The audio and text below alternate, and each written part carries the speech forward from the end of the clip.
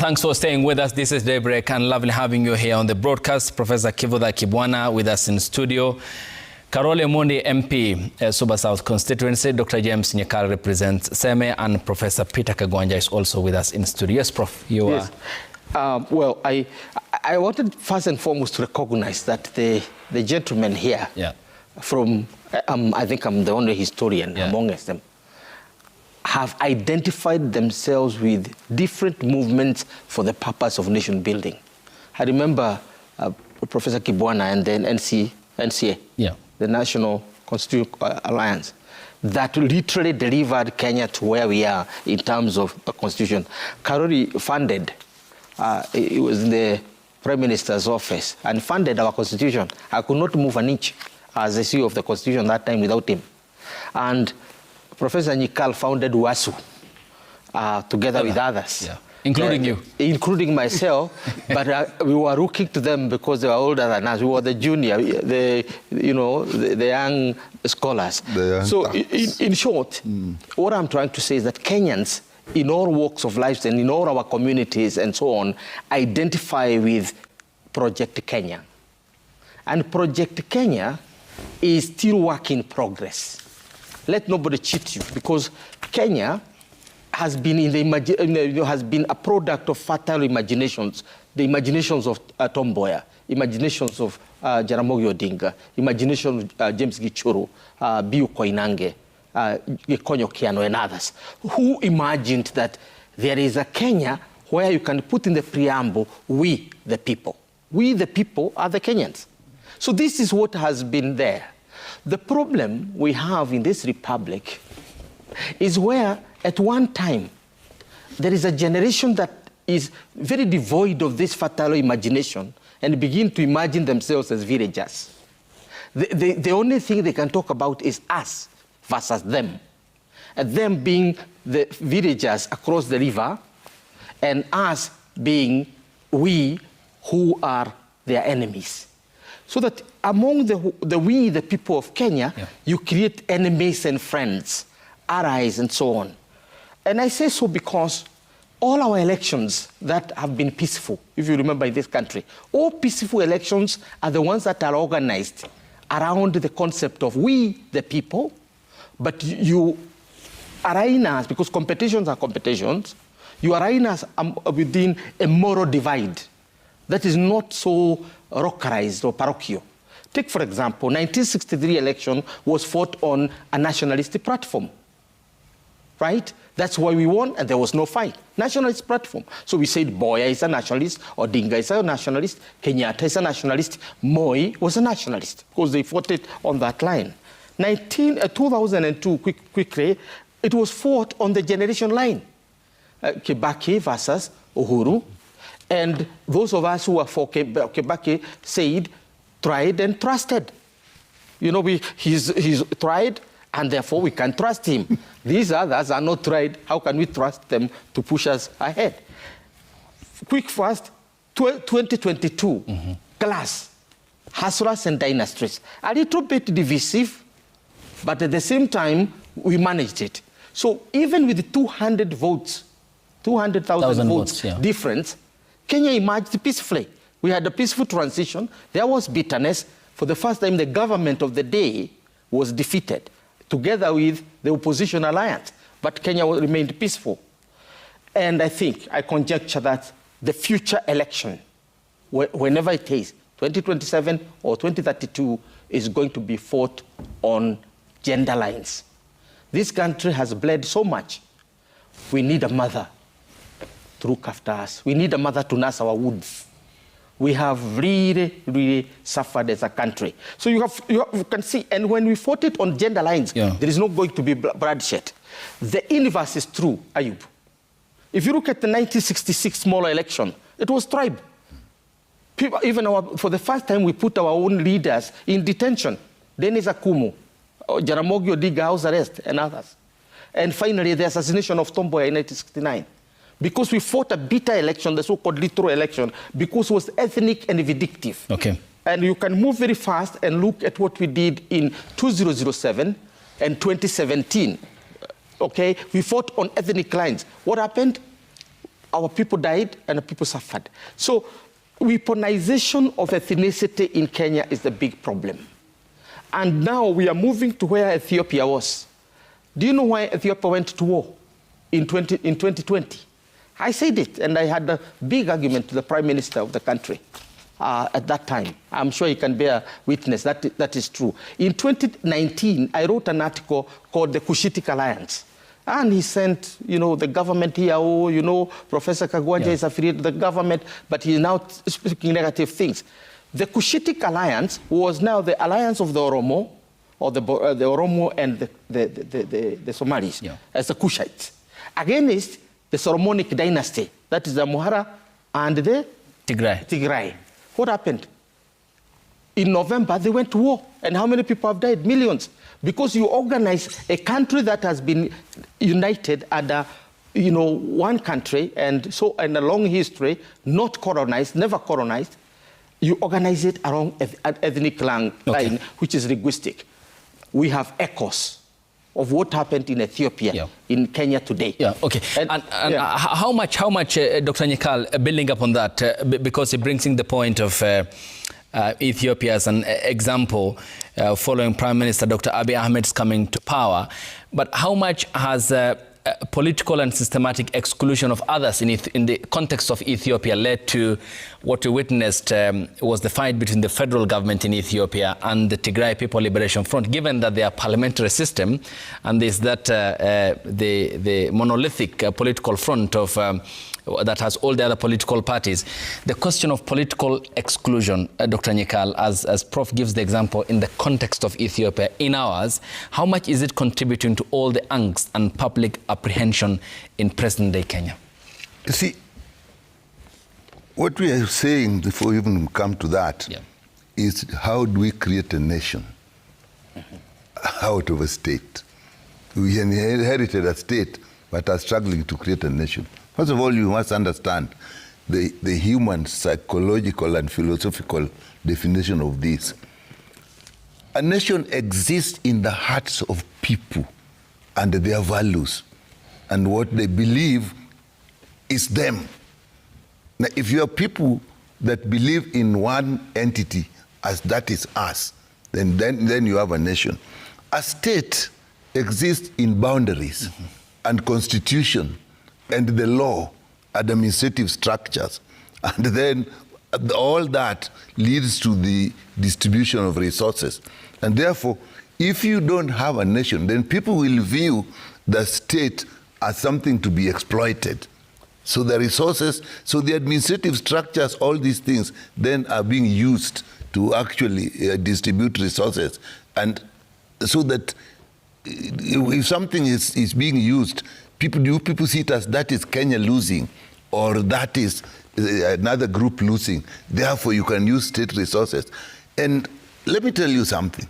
If today you stood in the middle of Nairobi and started shouting, Kenyans are corrupt, Kenyans are corrupt, Kenyans are corrupt, many people will just pass and look at you and say, well, this is probably a mad person, and leave. But if you were to go into the middle of Nairobi today and start saying, Luos are corrupt, Kikuyus are corrupt, Kikuyus are corrupt, Luos are corrupt, soon a group will actually come and attack you because you are attacking what they believe is them. When you are talking about Kenya, identity. The identity, we have not even identified the nation. Whereas if you are, the two people now meet in London, then now Kenya becomes their identity. So we have not created in our people. So that is what you need. And he said, it is failure of leadership. Human beings are animals. Then humanity comes on top. And all animals, including humans, if you distress them, and human beings, if you reduce their dignity, they now resort to the animal instincts of fighting for resources. Or being wild. Or being wild and fighting for resources. And then it is now much easier to mobilize people on those feelings. You know, we call it tribe, we call it clan, we call it race. It is human groups trying to move us. So what I was saying, if you take a class and divide it into two, One, you give them blue shirts. Another one, you give them yellow shirts. And then when they're playing football or you're distributing resources, you do it and let's say they're playing football and the referee is biased. The two groups will fight. If you swap the shirts, the same groups. Yeah. So he said the failure of leadership. In my view, leadership requires that you must be selfless and live above this and say, if we want a nation, which is a bigger thing, there are certain things as leaders we must forego and demonstrate. And so when we then come to politics, as you are saying, yes, you can look at a political group, just as I was saying, a group that has come together and say, we want as a group to fight for power. That's what is. Now, it is how you define that group. You can now define it as basically ethnic, or you can use age, or you can use gender. And when you do that, immediately you exclude. Now, when that group takes over the state, then they now start to use the state structures to further their own ambitions that they wanted. So if it is distribution of jobs, they say, we as a group, let's say as a party, and this is now our time, as we put it, our time to eat. So when you give the jobs, you do it in that direction. But we fail to realize one thing, that if you're distributing things, you start on a fair note. The moment you become unfair, people react. Okay. So what we need to do, the leaders must be selfless. If you want leadership, what is it you want? You must start by saying, what is it I want? If I was to become a president, if I was to become an MP, what do I want to achieve? If you don't define that early, then that leadership becomes an end in its own, and then you use any means to get it. Yeah. But if you define what you wanted, then you will realize that there's a means, if you use, will kill the bigger picture that you wanted. Yeah. And so the exclusions you're asking me about, when you go to parties, and parties, as I said, to a large extent tend to be tribal, and you now want to distribute positions, then the issue of exclusion comes. When that exclusion comes, it then enhances and strengthens the feeling of us and them. Okay, and Dr. Nyikal, how do we attain that status of then whitewashing or doing away with the personality problem here in the context of what we have at the moment in the case of the Ruto-Raila union? Both parties, the duo, seem to be omnipresent in their political parties, that even Parliament cannot today say no to what the duo want passed, for instance. How then do we address that problem of the personality cult-like following in our country? When you are in leadership, and as you have said, the two that you have mentioned, when you are in that position that you have a large following, I think you have a bigger responsibility to see the bigger picture and therefore avoid what will then split the bigger picture. So that, because when you have a following, that following translates into, if it is election, into the number of seats you have.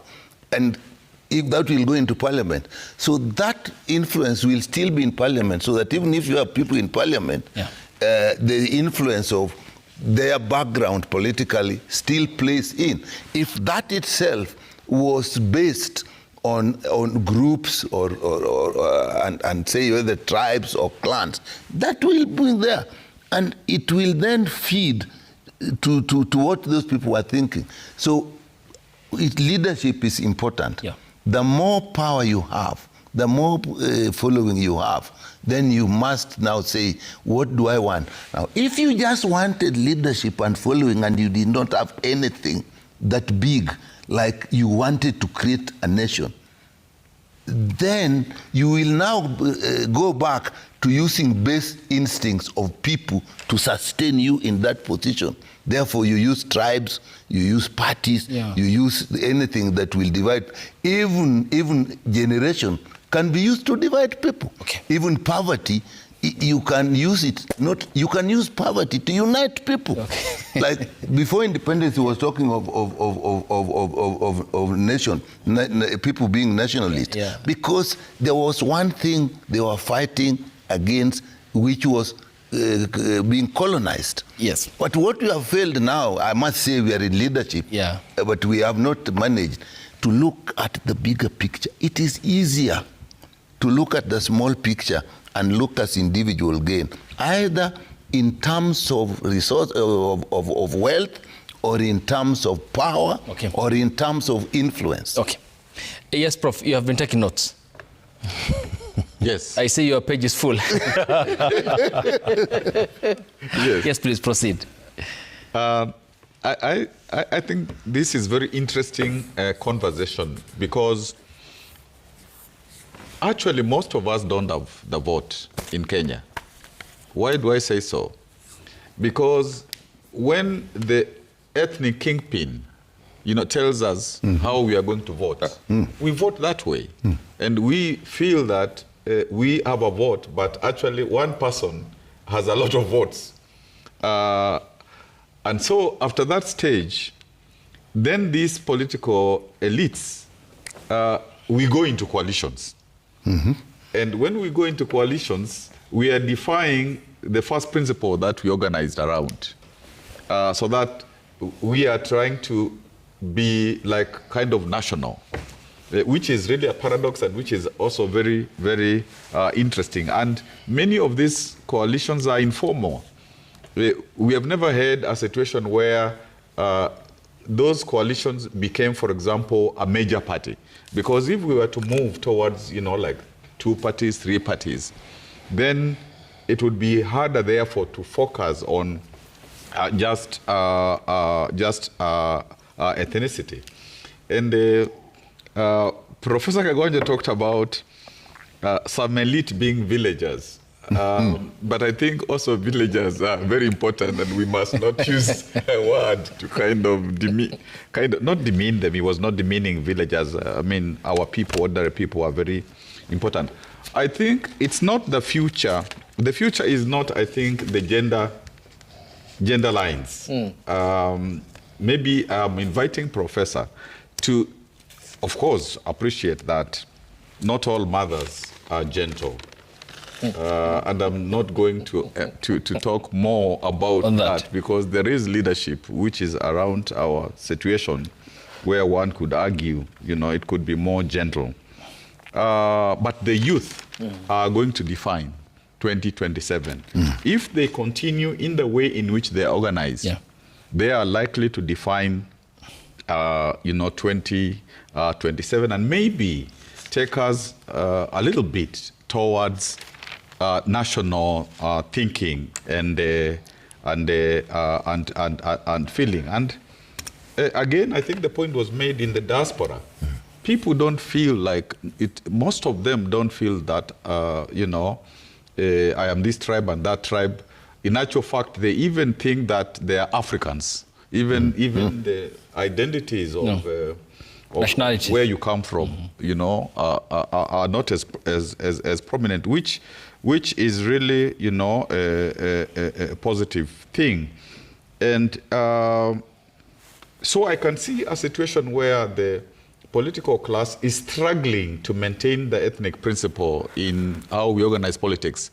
But I think our people are kind of going against that, and therefore this is positive in my view. And although yes, some people, like human beings, are also animals, social animals.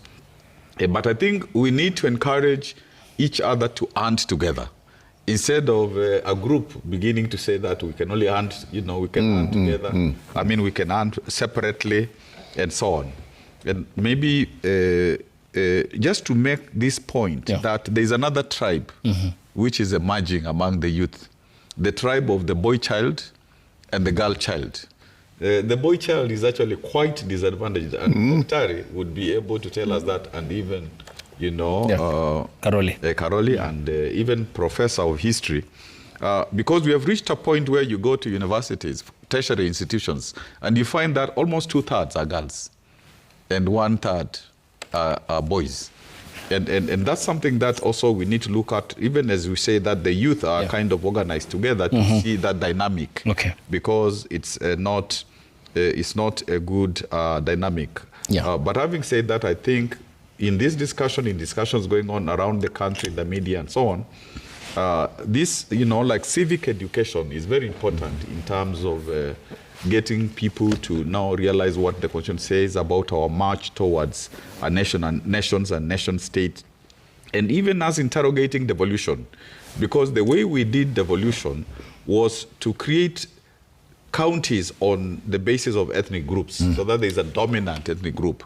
We ran away from the bombers' suggestion that we should have bigger regions like at independence, and there shouldn't be a region where there is only one tribe or two tribes. And I think for the future, those are things to also, again, think about. And Honorable Karoli, was the youth wave of 2024 and 5 and the clarion call for good governance granting us the opportunity to do or embark on a national imagination about our nationhood? Yeah, thank you very much. I think, personally, I've been very impressed by the emergence of the youth movement in this country. Many years ago when we were in the university, we did also try to organize ourselves. And Professor, you remember when Ouko died, we were among the few who went out, even calling for new constitution. You'd be shocked. Ahmed Nasir Abdullahi, there's a famous picture in Weekly Review with him carrying, we want multipartyism now, with a big afro in Parklands. So I'm very happy with this. For me, what I've tried to do as a parliamentarian to make sure we don't lose this opportunity with the youth are two things. I've proposed an amendment under our national registration of persons that ID cards and voter cards be issued to young people for free while they're still in high school. Because we have their biometrics under the NEMI system, we have all the information we need. So there's no reason why we should not give them an identity card and a voter card when they turn 18 while in high school, or if they'll be 6 months, in 6 months they'll turn 18 after leaving high school, so that we can put the power to vote in their hands.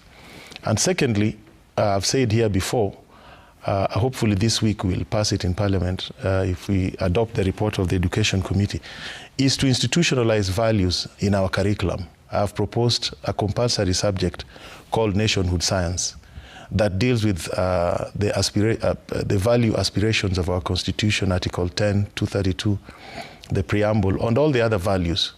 Because this is what is lacking. Why? I see leadership in this country and you wonder why we have a leadership that is stuck on corruption, a leadership that is stuck on tribalism, and a leadership that has no imagination on how to create economic opportunities for our people. And when you look at the other countries, such as Singapore, Sweden, and the rest, they've been able to create nationhood out of their diversity. Singapore's clarion call for nationhood is meritocracy. That is what they've institutionalized. So everybody feels they have a chance. At independence, there are some countries that if you look at, you could see the leadership was very positive.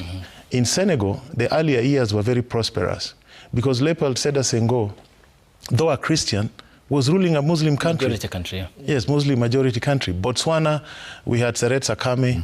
In Tanzania, for all the economic faults, Nyerere left a nation. Because of the value system that he espoused. And it is becoming very clear to me that until we build a new generation around values as a Kenyan identity, we will continue grappling with these things. But historically, what I've learned also, we have had two false starts on nationhood, one at independence and one in 2002. At independence, what happened, hijackers came along and took over our independence. If you look at the history of the Mau Mau, when it was formed in the fields of the Rift Valley, Mau Mau was actually formed in the Rift Valley by the people who had been disenfranchised from mainly Nyeri and Muranga and who had moved down there. Achieng' Oneko was their secretary. He was not a Kikuyu. He was a founder Mau Mau.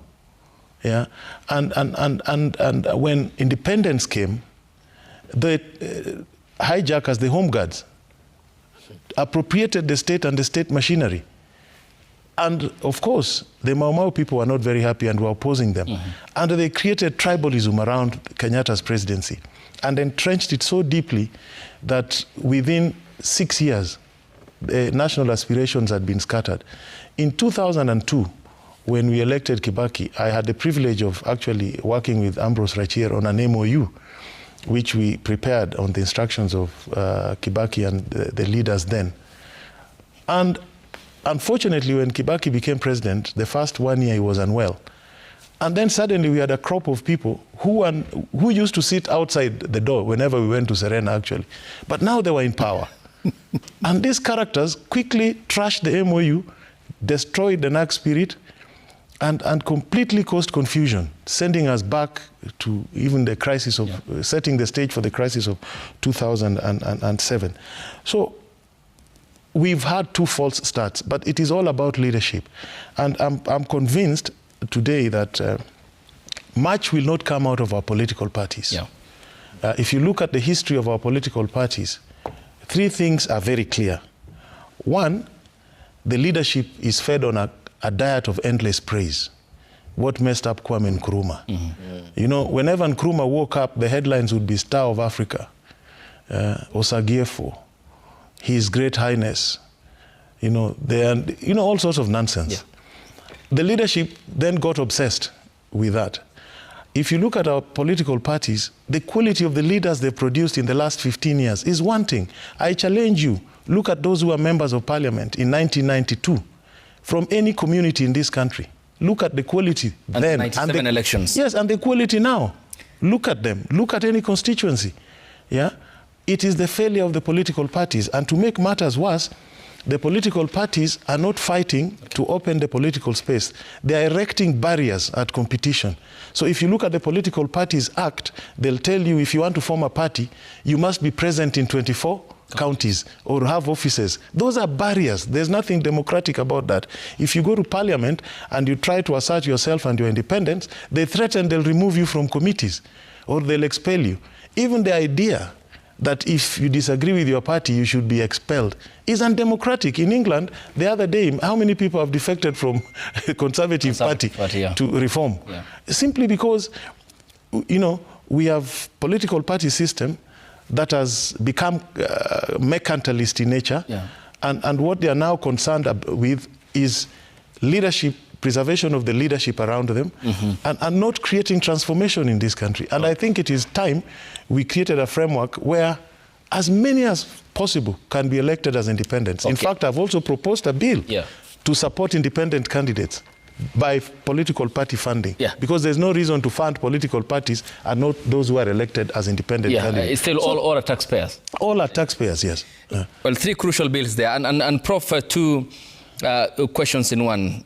That aspect of nationhood drive that Honorable Karole Omondi talked about, and also the problem of consensus democracy in Kenya in the midst of a constitutional democracy that advocates for good governance and not the coming together of political players, in this case, in the case of President William Ruto and the former Prime Minister Raila Odinga. One opposed the other said the setup previously under the handshake was a mongrel democracy. Ayub, I think I want to build on what Karole said about Nyerere. And there is a lot of romanticization of Nyerere here, which I talked about the other day. Romanticization because people really do not understand why Nyerere created or hived Tanzania out of a region that is highly ethnicized, and why the Tanzanians feel that they are more Tanzanians than Sukumas or Ohehes or Pale or whatever ethnic group. Tanzania has more ethnic groups than us. They have 62. Here we have about 42, so to say. Now, Nyerere literally built Tanzania on the core pillar of a moral nation, which is justice. Kenyatta built Kenya on the, in theory, on the pillar of the same. So, as I said another day, if you look at our national anthem, There is no other concept that is defined as justice. Let justice be our shield and defender. In other words, if you don't have justice, you have no shield and you have nobody to defend you. You are on your own. And what our leadership has done in this country is basically to take away that justice. When you talk about Singapore and meritocracy, that's essentially at the heart of justice. Nyerere also demonstrated in a certain way, because leadership is drama. And it's a very positive drama, because people are watching you as you are playing out. So for Nyerere, he basically exercised what Mahatma Gandhi would also do in India. That you are a selfless, you are not materialistic, you're not interested. As long as the state takes care of you, in your clothing and so on, you are now there to serve the nation. So Nyerere dramatized the role of a very selfless leader who is not seeking his own or that of his tribe or that of his friends. He simply worked for Tanzania 24 hours, 7 days, 365 days per year. In our case, it was different. No, in our case, we put the same values on which Tanzania is based, which is justice, which is unity, which is peace, and which is prosperity. We want our people, the 5 values that you'd look for that are the heart of any successful nation.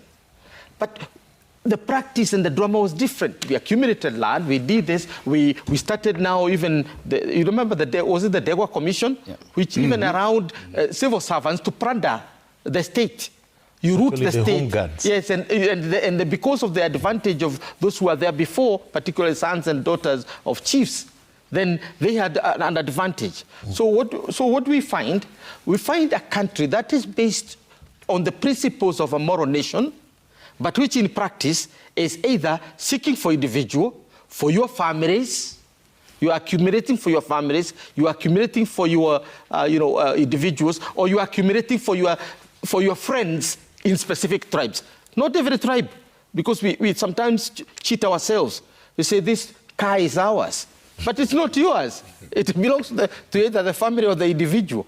So in short, we have a leadership in Kenya that people don't think is selfless.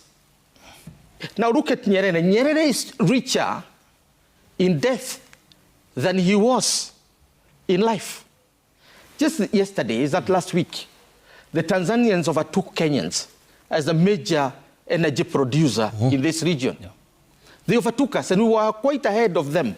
How did they do it? They built Julius Nyerere hydroelectric power, which is generating 2,000 megawatts of energy in Tanzania.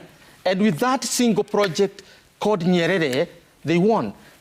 Now, if Nyerere woke up today and he was behaving like the rest of us, he would say, I should be a shareholder in this Nyerere thing because it is going with my name. Because that's the logic of the animal instinct the professor is talking about. Yeah. The animal instinct is to accumulate everything. All the antelopes in the wilderness are yours. Okay? All the rabbits are yours because you are the eagle who can scoop them from the air. And the rest are simply living at your mercy. That kind of ideology in Kenya is what is killing us. Allow me to... Prof, as you proceed to that, I'll allow you to have the time to respond. However, if we are then to juxtapose Nyerere's accomplishments, even in death, yes. The progress made. For example, one of American professors, Professor Ronald Seil, in his book, The Kenyan TJRC, An Outsider's View from the Inside, argues and says in his book, talks about, he was a member of the team that had received more than 40,000 submissions in the Truth, Justice and Reconciliation Commission, and he says, my first indication that something was seriously amiss occurred on May 13, 2013, when I happened to visit our printer's office to check on the status of the production of the TGRC report. When I arrived, I found fellow commissioners Margaret Shava and Ahmed Sheikh Farah standing over our staff and directing which parts of the report to remove concerning the Kenyatta family over land grabbing, including one that implicates the founding president. When I asked them under what authority they were changing the content of the report, they replied that we have had to remove references made to the Kenyatta family as the matters were considered as sub judice. That was under Uhuru Kenyatta. Bribe, he said, extortion and rule by fiat is why these pages were expunged. I mean, if then we are to juxtapose this, a lot of issues here speak to greed and black colonization in the first government. I don't, you know, I want to be a leader in Murang'a, elected. Yeah. So, you really don't want to mess my game. You really want to mess my game by inviting me to make a comment. Okay, let me. I don't want to be elected in Murang'a. I want to take up from where he left. He had an incomplete point, but you had a point, please. So allow me then not to comment on that. Yeah. Not because I don't know what to say. Yeah. But because saying it would be worse than not saying it. So I choose the path of silence on that matter. Okay. But I have said it. The moment I talked about Nyerere and how he hived, you know, a country out of a region that is highly ethnicized, and how to date Nyerere survives as a god, almost. After God, then in Tanzania, you get Nyerere. Why? Because Nyerere, the Tanzanians had faith in him. The point I wanted to make is about the Gen Zs. What Professor Kibwana and I think Karori are now eulogizing as the saviors of tomorrow. Children don't save people. let's face the music. I know Kimathi was 29, Mathenge was 25, I think. China was when they went. Mboya formed his party at 21. Mboya started the party at 21 and he died in his early 30s and so on.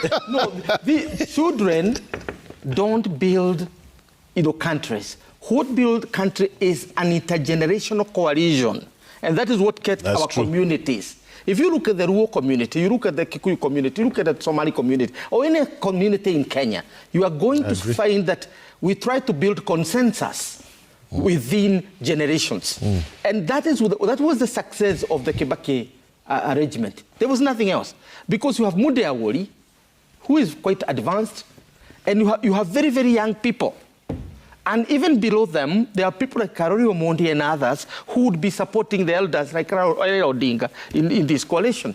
Nikal that time was a young man. You'd still be supporting this. I mean, Kibuda knows what role we were playing ourselves as spanner boys, and, you know, this is how societies work. So let us not romanticize the Gen Zs. The Gen Zs are about one thing, and we should not lose it. Don't be confused by the crowd and the protest. Be concerned about the value that it is carrying.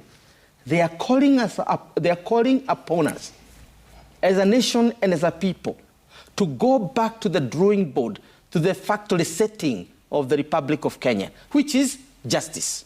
Okay. So there's nothing else the Gen Zs are saying in many words. Because when you elevate a tribe over the people of Kenya, that is injustice. When you elevate your own people over, or your own accumulation over creating the wealth of a nation called Kenya, that is injustice. That is what the Gen Z are about. So politicians are now talking about the numbers. Oh, give them IDs, give them this, let them vote. Nonsense. It's not about voting. It is about whether we are going to reinstitute the value of justice as the core value of our moral nation called the Republic of Kenya. The rest is nonsense. Dr. Nyekal, because you have no political interest in Murang'a County, you can respond to that. You see, what I said, you must start out by saying why you want to be a president. This bothers me. Because if you don't, then you will still be president and spending time wanting to be a president without doing something with the presidents you hold. Is that the case with Dr. Ruto? You have said it. It's not me who has said that. But but then when we come to that, then again, you then find that you now want to use wealth to sustain power. So then all you do is get into the leadership position. Now, that is all you wanted. There's nothing you wanted to change. So you must maintain. It is much easier to use material resources to mobilize people. It is the next thing that is easy is to use their tribe, the group they belong to. Now, that is when the Kenyatta leadership amassed wealth. I've been told that one time that I don't know if it's true, that they are more land than the whole of Nyanza province put together. But maybe that was also mobilizing on ethnic grounds so that people from Nyanza feel. But again, we have had even our president say, no, you started off as a poor person and now you are sitting at the table with the big people. I don't know whether we are the big people in terms of wealth or the big people in terms of what they have done for the nation. Because if you're looking at them in terms of wealth, then you can only perpetuate the ills that they brought. So I'm coming back to selflessness. And I won't start where he left. The people we mentioned, Nyerere, he mentioned Gandhi. Think of Mandela. Think of Thomas Sankara. People who wanted to change the direction of countries, most of them were not wealthy, they died poor. By our own definition. But eventually they were richer. Take Nyerere, for example. May I use the comparison between Nyerere and the president of Mobutu. At the time they were in power, Mobutu was wealthy. He even had a city. What was it called? Badolite. Badolite. And Nyerere didn't even have a home. He was still living. He came back when he finished presidency to live in the house he built as a teacher in Butiama. The country now had to build a house for him. So at this time, at the end of it, who was richer? Was it Mobutu or was it Nyerere? Nyerere still controls the election in Tanzania just by his name today. Now, look at Thomas Sankara. Blaise Compaoré literally killed him and amassed wealth. Thomas Sankara, the idea of the upright people, Burkina Faso, in my view, removed Blaise Compaoré 38 years after he had died.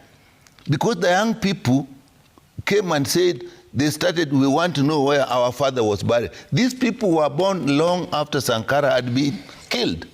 But they were asking Blaise Compaoré, where did you bury our father? And that moved into a movement that eventually removed Blaise Compaoré.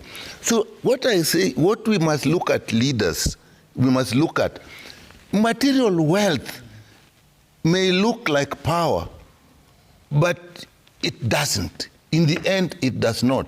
So Gandhi, what did Gandhi do? Gandhi, you know why Gandhi was putting that sukkah and not? Because the poor farmers of India found that they were growing cotton, and cotton was being sent to Manchester to manufacture clothes, and the people who grew cotton couldn't afford the clothes. So they went and said, Bapu, it was called Bapu. We grow cotton, but we can't put the clothes. Then he said, then let us make our own clothes with our cotton. And that is where the spinning industry started. There was actually a function where they burnt all the clothes that were made in Manchester and said, from now on, we must wear the clothes we make with our cotton. So to me, when you true leadership, you are called upon to see the bigger picture. And the greatest distraction to the bigger picture is actually material wealth. Okay. Yeah, so we talk of Mandela. When Mandela came, the first thing he did was he reduced his salary. And even when he died, you don't hear of the great wealth of Mandela. Because the bigger picture calls upon you to do that. And then the next thing is power. Power also, you must define what you want to do with power. Okay. Yeah. So I agree with him but in Kenya today, we are saying that the youth are going to determine the election in 2027. I'm very worried about something. Money. When immediately the first election after independence, and even during the election for independence, I was about 10 years old. So I can still remember, People walked long distances to go and get cards and vote. Nobody gave them a cent. People were campaigning without money. Now what is it? When people go during elections, people say, tuko chache, we are few, fanya haraka tunaenda, and we go and distribute 200 shillings. And the way I'm seeing money flowing around in Kenya, and I'm really surprised, a lot of money is going around in meetings. At the same time, we are saying we don't even have enough money for university students. So what is this? I'm worried about the use of money in the coming election. Again, selflessness would have required that money. No, let me tell you. I know. Yes, please. Let me tell you what Mzee asked me in Seme. He came because his kid is going to university and he's worried how they're going to get money. And so he told me, you people in power are telling us that there is no money in the country. We also see that we can't, our children, but you are going everywhere. So they asked me, how much does it cost to hire a helicopter for a day? I went by the old. Should be asking the expert. By the old standard rate. Yeah, I think about 500,000 a day. I don't know whether that, when I used to book it for Honorable Ngilo as a PS, I think it was around. I don't know what it is. 1.4. Okay, now it's 1.4. And me, I told him 500. So he said, but you know, my kid, I only need about 100,000 for the kid to go to school for 1 year. If we just used that 500, 10 kids would go to school. But what have we done? We have also now made it such that people who have a lot of money and show opulence look more popular. And they may be elected, which means, in my view, we are going downhill. Okay. And Professor Kibwana, can 2027 offer us a moment of reset for our democracy? I am very hopeful that that is possible, but a lot of hard work has to be done. And maybe just to say something about Professor Kagwanje saying that children don't save people. Of course, these young people are young, not necessarily, of course, he was talking about children metaphorically. You know, when you look at some of these countries, and even the examples that we gave, Martin Luther King, you know, very young, even Gaddafi, when he took over, very young, even in Europe, some of the countries where 30-year-olds are becoming prime ministers and so on. So in terms of young people getting into leadership, that is not rocket science. That is something that can happen, and one even hopes that even if they were to start at MCA level, you know, try parliament and so on, that is something that should happen. And actually, yes, there should be intergenerational relationship to kind of usher the kind of change that is required. But because the older generations, particularly in the political sphere, have refused to assist that, to midwife that kind of change. That's why these young people are saying, okay, we are just tired, you know, we'll drain the swamp, just stay aside and so on. That is a cry of desperation. And maybe that cry of desperation will get the old generation, Gen Zote, to say, you know, we need to listen to these young people. But in the last elections, 8 million of them, mostly young people, didn't vote. When they were registered to vote, about 3 to 4 million had IDs. Did not register. They didn't register. Some were 18, didn't even have IDs. And now the Gen Zs, about 4 million of them, are going by 2027 to be, you know, 18 and so on. And therefore, I think I would be careful not to see that this young group with the organization that probably, you know, they are still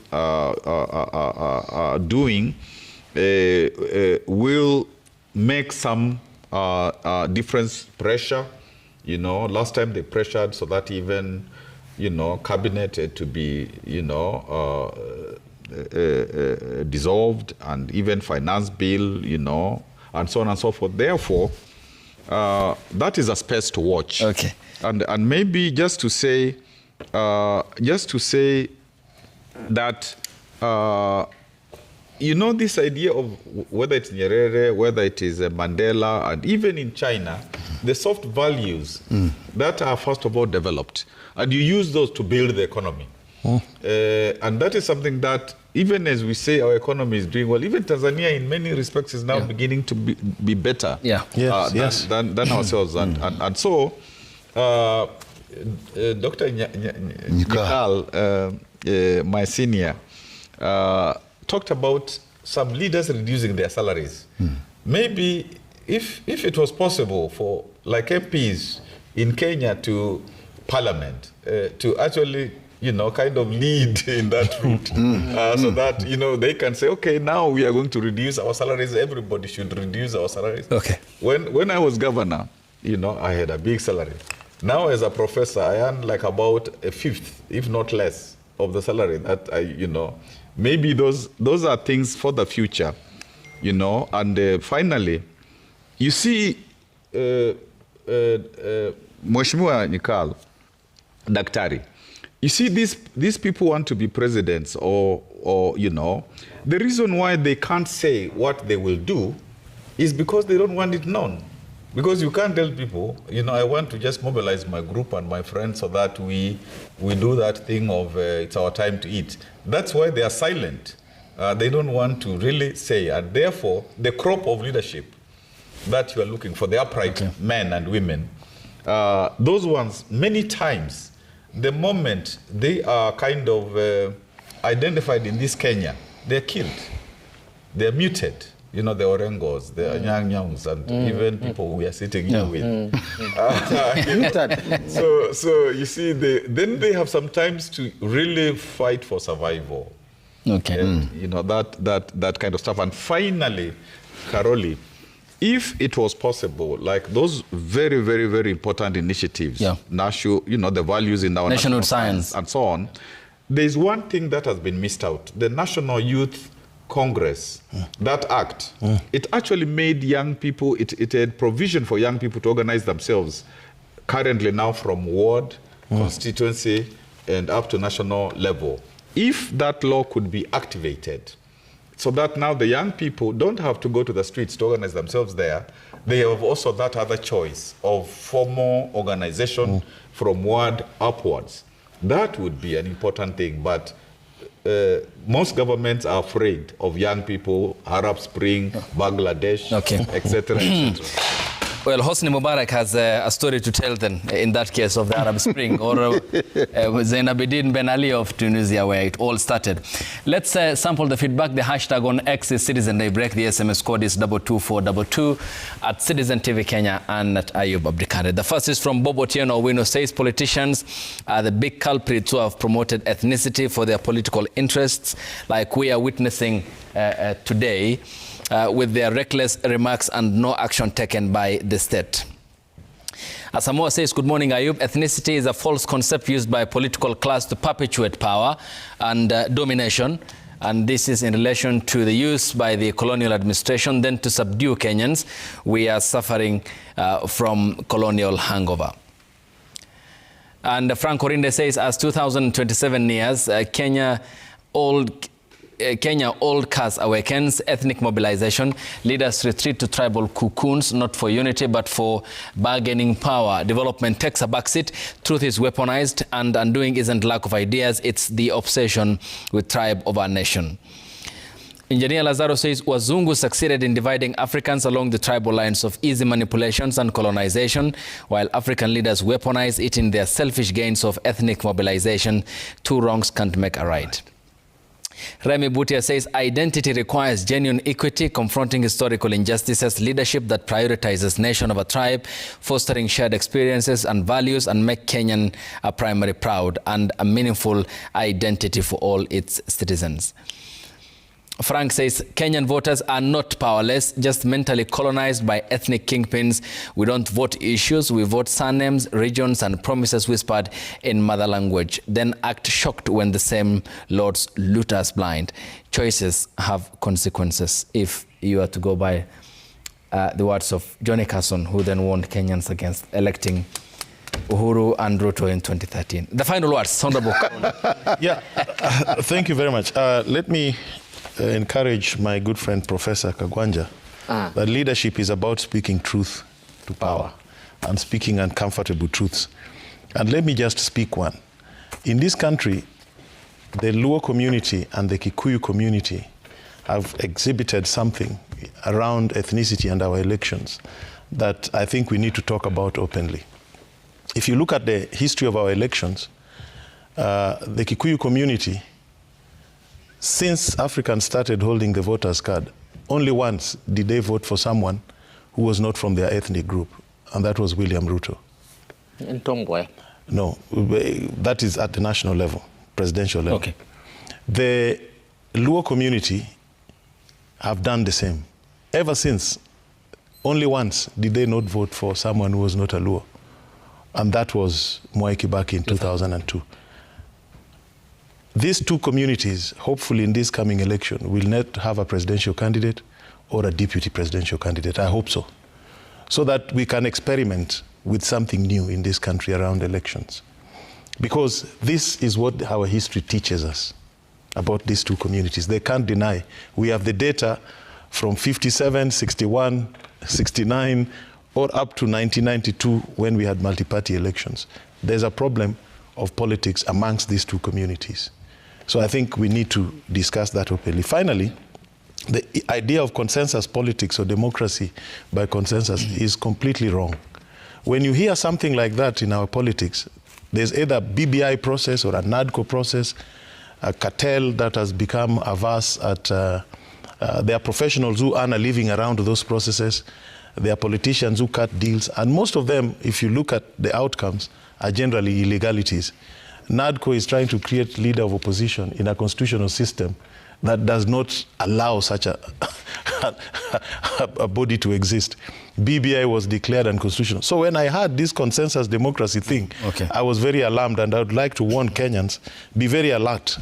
And finally, on intergenerational coalition, I agree with Professor. I think we need one.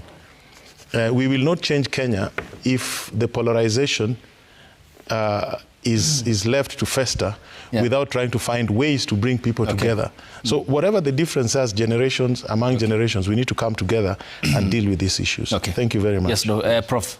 Yeah, I think we need to call a spade a spade. As Kenyans, we really hide behind big words and big ambitions and all. I think the things that Kenyans are looking for are very, very simple things.